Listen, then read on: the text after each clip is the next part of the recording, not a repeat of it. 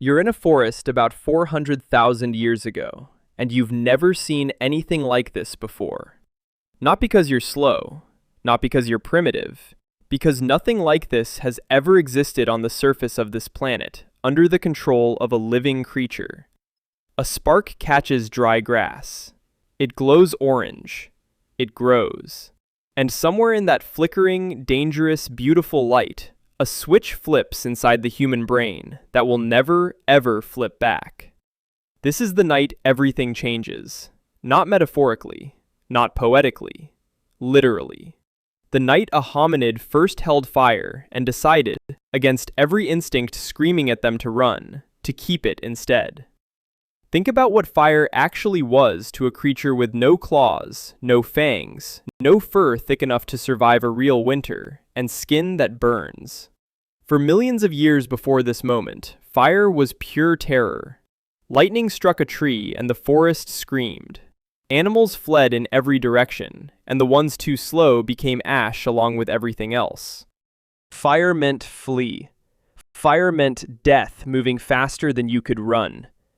Every early human alive up to this point had inherited that exact same reflex, burned into the nervous system by millions of years of natural selection. The ones who ran survived. The ones who hesitated didn't get the chance to pass that hesitation on. So when we talk about the night fire was tamed, we're not talking about a clever discovery. We're talking about a full reversal of an instinct older than the species itself. Someone, somewhere, looked at the thing that was supposed to kill them and chose to stay. Here's the part that almost nobody stops to consider. That decision should not have worked. From a pure survival math standpoint, approaching fire was insane. One gust of wind, one dry branch catching at the wrong angle, and the entire camp goes up. The risk was enormous, immediate, and physical. And yet, somewhere in East Africa, in a cave or an open clearing we'll probably never identify with certainty, that risk got taken anyway. Archaeological evidence from sites like Wonderwerk Cave in South Africa puts controlled fire use back roughly 1 million years, with strong consensus forming around 400,000 years ago for fire that wasn't just used, but consistently maintained, fed, and carried. That distinction matters enormously. using fire that's already burning is opportunistic. Keeping fire alive on purpose, feeding it, protecting it from rain, carrying embers from one camp to the next, that's something else entirely. That's the beginning of relationship. That's the first time a human being looked after something that wasn't another human being and depended on it for life. And once that threshold got crossed, there was no going back, because fire didn't just sit there being warm. It started rewriting the rules of what a human body and a human brain were capable of. Cold stopped being a death sentence. Night stopped being pure vulnerability. Raw meat, which the human gut struggles to digest efficiently, suddenly became something a flame could break down before it even reached your stomach. The caloric cost of digestion dropped. The caloric value of food went up. And the brain, the single most expensive organ in the human body in terms of energy demand, suddenly had fuel it never had access to before. This is not a small detail. This is, according to many anthropologists, one of the central reasons human brain size nearly tripled over the following hundreds of thousands of years. One night, one decision to stay instead of flee, and the entire trajectory of a species bent in a new direction. Every single thing that came after, language, culture, civilization, you reading this right now, traces back through an unbroken chain to a creature standing in front of flame, shaking, terrified, and choosing not to run. Right, before light, there was darkness. And before that fire, there was nothing. But instinct told every creature to run from flame. So the obvious question is, how do we know? How do we actually know this night happened? Because nobody filmed it. Nobody wrote it down. There's no diary entry from 400,000 years ago. No description of a hominid deciding to stay. So where does this story even come from? And why do scientists trust it so much? The answer starts in a cave in South Africa. The cave is called Wonderwerk. It translates roughly to miracle in Afrikaans. The name fits better than you'd expect. Archaeologists found something deep inside this cave. something that shouldn't be possible to explain otherwise. Layers of ash, charred bone fragments, and burned plants, sealed deep inside sediment dated roughly 1 million years. The key detail was the location. This wasn't near the entrance, where lightning or wildfire could plausibly strike. This was deep inside the cave, far past where natural fire could reach. Something carried that fire in. Something kept it burning inside. A space wind and rain couldn't touch. That's not an accident. That's intention. But Wunderwerk only gets you part of the way. Using fire that already exists is one thing. Anthropologists draw a hard line between fire uses. Opportunistic fire use is one kind, taking advantage of lightning or wildfire. Habitual fire use is another, fire maintained, fed, and carried from place to place, a permanent part of daily survival. For that second threshold, evidence gets stronger, starting around 400,000 years ago. Sites across Europe, Middle East, and Africa show repeated, concentrated ash and charcoal patterns in the same locations over and over. Exactly what you'd expect from people returning, coming back to the same fire pit nightly. Not random burnt patches of forest. And here's where it gets fascinating. Fire leaves fingerprints in unexpected places. Researchers studying ancient teeth found wear patterns, microscopic wear consistent with eating cooked food. Going back hundreds of thousands of years, cooked meat is softer and easier to chew. That shows in how teeth wear down, over a lifetime. More remarkable, some researchers noted changes. Gut size and jaw structure changed, across the hominid fossil record, aligning with the timeline of fire control. Smaller guts, smaller jaws, smaller teeth. Consistent with the species needing less chewing, because fire did part of digestion first. There's also colder, more brutal evidence. Geography itself tells a story. Around the same period, fire control was established. Early humans appear in uninhabitable regions, higher latitudes, colder seasons, places where without heat you die quickly. Fossil and tool records show humans pushing in, right when fire evidence becomes widespread. Exactly the pattern you'd expect. Fire made survival possible there. So when researchers reconstruct that pivotal night, the night fire stopped being something to flee and became something worth keeping, they're not guessing based on feeling.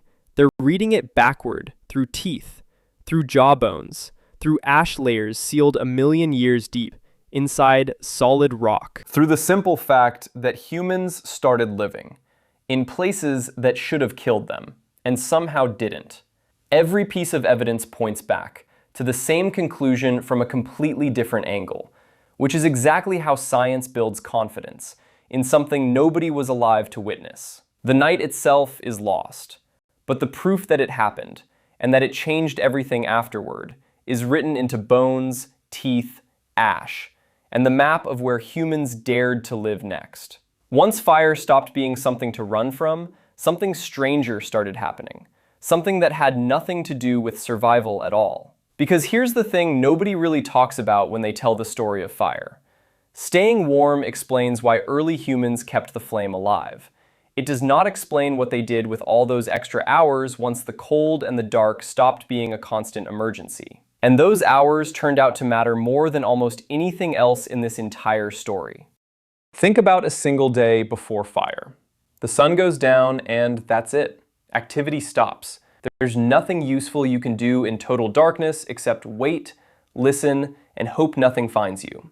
Every single day of a hominid's life ended the same way it had for millions of years, with darkness simply erasing the second half of existence. Fire broke that pattern completely. Suddenly there was light after sunset. Suddenly there were hours that used to be dead time, hours of pure vulnerability. That became hours, where people could sit together, see each other's faces, and just exist in each other's company, without the constant low hum of fear running underneath everything. That sounds small. It is not small. It might be one of the most consequential shifts in the entire history of the species. Researchers who study modern hunter-gatherer societies, groups like the Hadza in Tanzania, have documented something that lines up almost perfectly with what anthropologists believe happened around those very first fires. During the day, Conversation in these communities is almost entirely practical. Where's the food? Who's doing what? Basic coordination, the ancient version of a group chat about logistics. But at night, around the fire, the entire tone of conversation shifts. People stop talking about tasks and start talking about each other. They tell stories.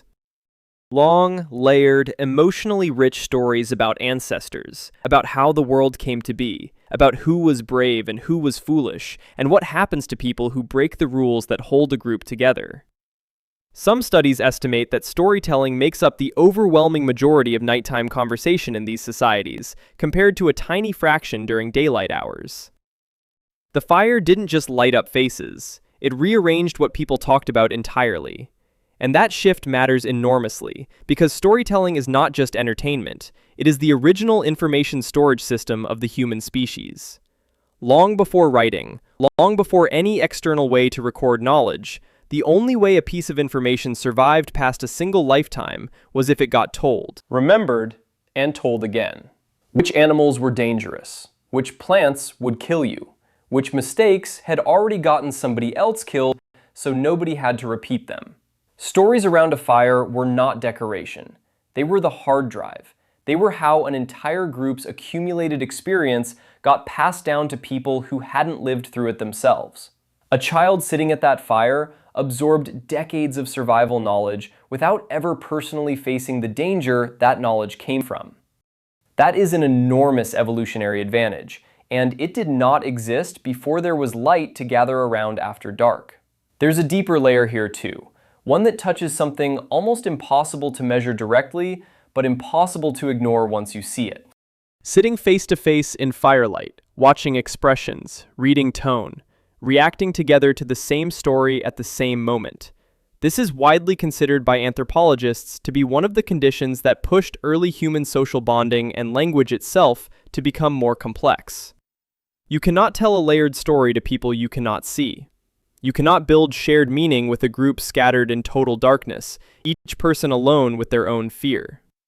Fire physically gathered people into a circle, facing inward, faces lit, attention focused on the same point. That circle is arguably the first stage humans ever stood on, the first audience humans ever had, the first time a group of people experienced the exact same emotional arc together, at the exact same time. Because someone in the middle of the circle was narrating it to them. So the night fire got tamed didn't just save a vulnerable species from the cold and from predators waiting in the dark. It created the very first room humans ever sat in together on purpose. And inside that room, something started that never really stopped. Every story told since, every campfire tale, every novel, every film, every single thing humans have ever done to make sense of existence by turning it into narrative, traces back to faces lit orange in a circle, listening to someone describe a world that didn't exist yet, brought into being one sentence at a time. Once you understand what that fire actually started, the next question becomes obvious. Did this happen once, in one place, and then spread outward like a single seed? Or did something more strange occur, where the exact same revolution kept happening over and over again, in completely disconnected corners of the world, among people who never met, never traded ideas, and had no way of knowing anyone else existed? The answer turns out to be the second one, and it might be the most underrated detail in this entire story. Because fire didn't just transform one tribe in one valley in East Africa and stay there. As humans spread out across the planet over hundreds of thousands of years, into Europe, into Asia, eventually into the Americas and across the Pacific, they carried that same relationship with fire with them, and then kept reinventing it, kept finding new and increasingly sophisticated ways to use the thing that had once terrified their ancestors. In Ice Age Europe, fire wasn't just a circle to sit around. It became architecture. Excavations of mammoth bone dwellings in places like modern-day Ukraine show fire pits positioned at the center of structures built from the bones of animals these humans had hunted, essentially turning a kill into both shelter and warmth, with fire as the organizing center of the entire design. In parts of ancient China, archaeological sites show evidence of fire use stretching back hundreds of thousands of years, independently, with no connection to the African lineage that anthropologists once assumed was the only origin point. The pattern wasn't one discovery radiating outward.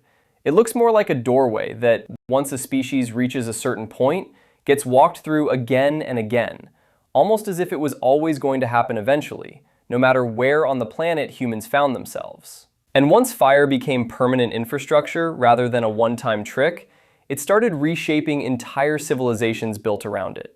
In Mesopotamia, the same fire that once kept hominids alive through a single terrifying night eventually became the engine behind pottery kilns, hot enough to transform raw clay into something waterproof and permanent for the first time in human history, fundamentally changing how people stored food, water, and grain.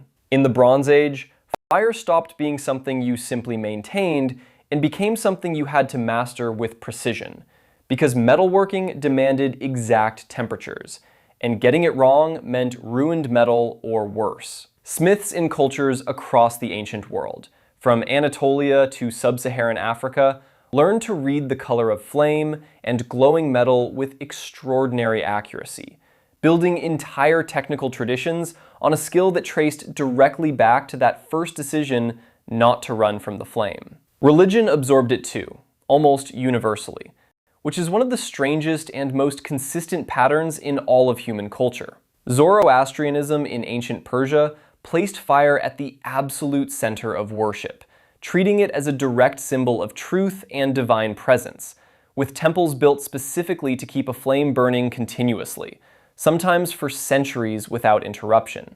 The ancient Romans maintained a sacred fire at the Temple of Vesta in the heart of Rome, tended by priestesses whose entire role was making sure that flame never went out, because a city without its fire was considered a city without its soul.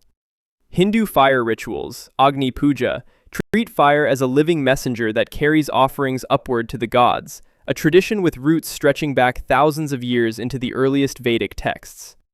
Indigenous cultures across North America built entire ceremonial traditions, council fires, sweat lodges, eternal flames passed from generation to generation, treating fire not as a tool, but as something closer to a relative that had to be respected and cared for properly. What's remarkable is that none of these cultures coordinated with each other. Persia never spoke to Rome about how to treat sacred flame. Indigenous nations in North America had no contact with Vedic priests in ancient India. And yet every single one of them arrived independently at the same basic conclusion, that fire deserved reverence, that it was something closer to alive than to ordinary matter, that a community's survival and its spiritual life were somehow the same fire burning in two different forms. That is not coincidence repeating itself by chance across dozens of unrelated cultures. That is a species-wide memory, encoded so deep into human behavior that it surfaced independently everywhere humans went, a quiet echo of that very first night when staying instead of running changed what was possible for every generation that came after. Which brings us to right now, to you, sitting wherever you're sitting, probably nowhere near an actual flame, and yet somehow still living inside the consequences of that one decision made hundreds of thousands of years ago. Because here's the part that tends to get lost once you zoom out far enough to see the whole picture. We didn't just inherit fire, we inherited everything fire made possible. And most of it is now so deeply embedded in ordinary life that it's basically invisible. That warm meal you ate today, your body barely had to work for it, because cooking already did the heavy digestive lifting that used to cost early humans enormous amounts of energy just to break down raw food. The light bulb above your head right now is a direct descendant of that first flame, just contained, electrified, and stripped of the smoke and the danger, but doing the exact same fundamental job, pushing back the dark so you can keep existing past sunset. Every furnace, every engine, every power plant generating the electricity running through the device you're using to read this is at its core a controlled fire, just dramatically scaled up and engineered into something our ancestors couldn't have imagined, even though they invented the principle that made all of it possible. And it goes deeper than technology, because the social architecture fire built is still running underneath modern life too. Every time people gather around something, a dinner table, a living room, a screen everyone's watching together, They're recreating that same circle, facing inward, sharing the same story at the same moment, even if nobody in the room could explain why that arrangement feels so natural. We still tell stories at night.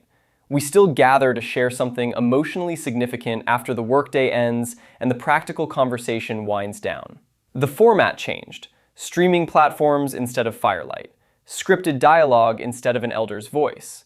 But the underlying structure, the reason it works on us at all, traces directly back to that very first circle of faces lit orange in the dark. Here's the part worth sitting with for a second, though. Because it's not entirely a clean, triumphant story. Fire gave humans an extraordinary advantage, and humans used that advantage to reshape the entire planet, sometimes in ways that worked against the very forests and ecosystems that fire first emerged from. Controlled fire eventually became uncontrolled fire on a civilizational scale. Deforestation, industrial combustion, a climate now visibly shifting under the cumulative weight of hundreds of thousands of years of a species that never really stopped needing flame for everything it does. The thing that saved us from freezing in the dark also became the thing capable of altering the chemistry of the entire atmosphere. Both of those facts trace back to the exact same night. Both of them are still unfolding right now, in real time, while you read this. So next time you flip a light switch without thinking about it, or sit around a table with people you care about, or watch something with your friends after the sun goes down, you're not doing something new. You're doing the oldest thing humans have ever done together, just wearing modern clothing. Somewhere in your nervous system, in the parts of your brain that respond to warmth and light and the simple comfort of not being alone in the dark, there is still a trace of that creature who stood in front of something terrifying that should have killed it and chose, against every instinct telling it to run, to stay instead.